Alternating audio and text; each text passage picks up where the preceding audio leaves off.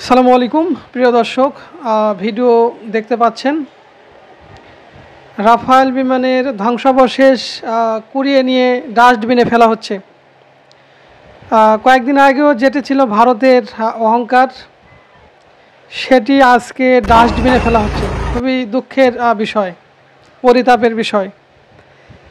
আপনারা জানেন যে পশ্চিমবঙ্গের বিজেপির এক নেতা শুভেন্দু যে বলেছিল যে দুইটা রাফায়েল বাংলাদেশের উপরে ঘুরালেই বাংলাদেশরা প্রস্রাব ফেলবে, অর্থাৎ তারা প্যান খুলে ফেলে তারা প্রস্রাব ফেলবে। বিভিন্ন অকথ্য ভাষায় সেই রাফায়েলকে পুঁজি করে রাফায়েলের ভয় দেখিয়ে বাংলাদেশিদের ব্যাপক বকাবকি করেছে। আজকে দেখছেন যে এই ধ্বংসাবশেষ কুড়িয়ে নেওয়া হচ্ছে মাঠ থেকে এবং ক্রেন দিয়ে এটাকে তুলে ডাস্টবিনে ফেলা হচ্ছে মূল্যহীন।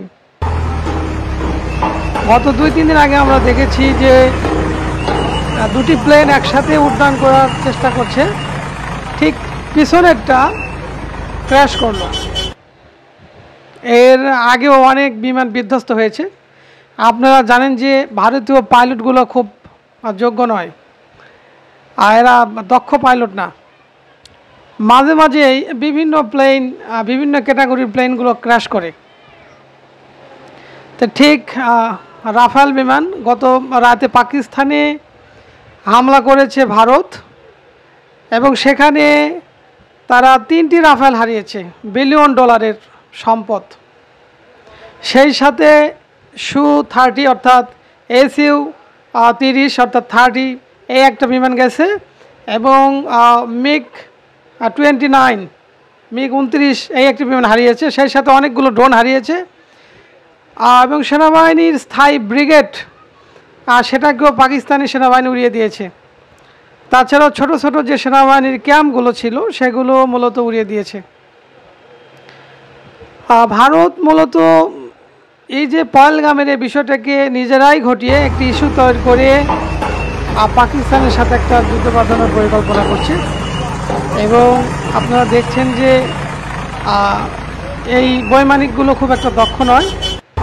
তারা প্রথম দিনেই 3টি রাফায়েল হারিয়েছে, যেটা ছিল তাদের অহংকার। এবং এই রাফায়েল ঘুরিয়ে বাংলাদেশিদের আতঙ্ক সৃষ্টি করতে চেয়েছিল, অর্থাৎ শুভেন্দুর ভাষা বাঙালিরা ব্যাপক ভয় পেয়ে ছোটাছুটি করবে। অর্থাৎ সেই রাফায়েলের ভয়াবহতা আমরা দেখতে পেলাম। অর্থাৎ শুরুতেই নিঃশেষ, উড্ডয়ন করতে নিঃশেষ। 3টি রাফায়েল হারিয়ে ভারত এখন পাগল প্রায়। প্রিয় দর্শক, খুবই হাস্যকর একটা বিষয়। যুদ্ধ শুরুর প্রথম থেকেই বিমান ক্র্যাশ করা শুরু করেছে। আপনারা বিভিন্ন জায়গায় ভিডিওতে আপনারা দেখতে পেরেছেন। আজকে দেখেন যেটা ছিল তাদের অহংকারের মূল শক্তি বা অহংকারের বিষয়, সেটা আজকে ক্রেন দিয়ে ডাস্টবিনে ফেলা হচ্ছে তার ধ্বংসাবশেষ। অহংকার যে মানুষের পতনের মূল কারণ, সেটা এই ভারতের বিমান বাহিনী বা ভারতের এই বিমানগুলোকে দেখে আমরা বুঝতে পারছি। প্রিয় দর্শক, সেই সাথে দেখছেন যে ভারতের সামরিক বাহিনী সহ প্রশাসন থেকে মাঠ থেকে কুড়ে নিচ্ছে বিভিন্ন যুদ্ধে ধ্বংসপ্রাপ্ত ধ্বংসাবশেষ। এই ধ্বংসাবশেষ কুড়িয়ে তারা জড়ো করছে।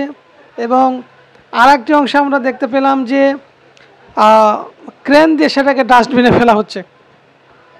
এই হলো অবস্থা ভারতীয় বিমান বাহিনীর। তারা মুখ দিয়ে এই সব কিছু দখল করতে চায়, জয় করতে চায়। এই বাংলাদেশ দখল করবে। আজ থেকে 8 মাস আগে থেকে তারা বাংলাদেশের চট্টগ্রামকে দখল করে নিয়েছে, রংপুরের একটা অংশকে দখল করে নিয়েছে। এই যে মিডিয়ার অপপ্রচার, তারা মূলত এগুলোকে শুটিং করে সুন্দর করে, তারা মুভি বানায় সুন্দর করে।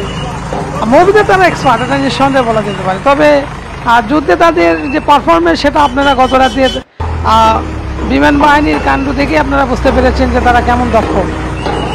প্রিয় দর্শক, নতুন ভিডিও নিয়ে আবার হাজির হব। সে পর্যন্ত ভালো থাকুন, সুস্থ থাকুন। আল্লাহ হাফেজ।